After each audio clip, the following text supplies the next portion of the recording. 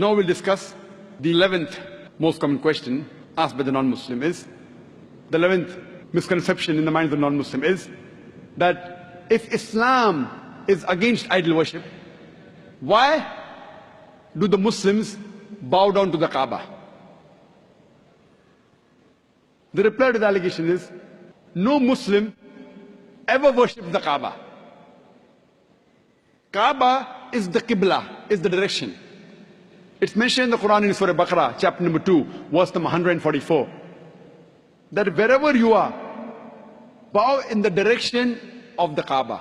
The Kaaba is the Qibla.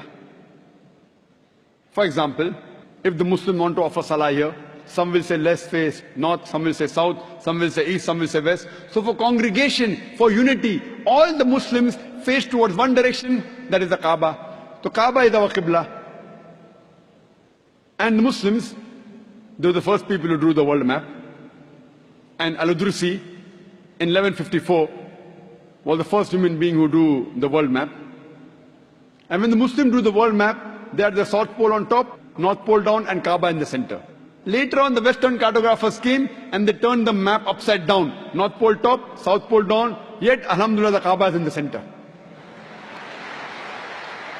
So whichever part of the world you are in, if you are in the north, you face towards the south. If you are in the south, you face towards the north. If you are in the east, you face towards the west. If you are in the west, you face towards the east. Kaaba is the center.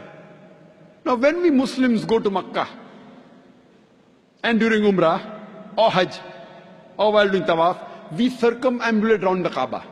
Now why do the Muslims circumambulate around the Kaaba? Because it's the commandment of Allah and our Rasul, we do it.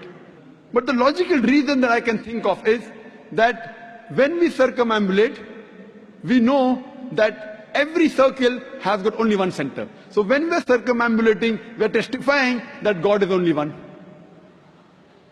Furthermore, the statement of the second Caliph of Islam, Hazrat Umar, may Allah be pleased with him, radiallahu anhu, he said, it's mentioned in Sahih Bukhari, volume number 2, in the book of Hajj, chapter number 56, hadith number 675. Hazrat Umar, may Allah be pleased with him, said, pointing at the black stone, Hajar Aswad, this black stone can neither benefit me, can neither cause me any harm.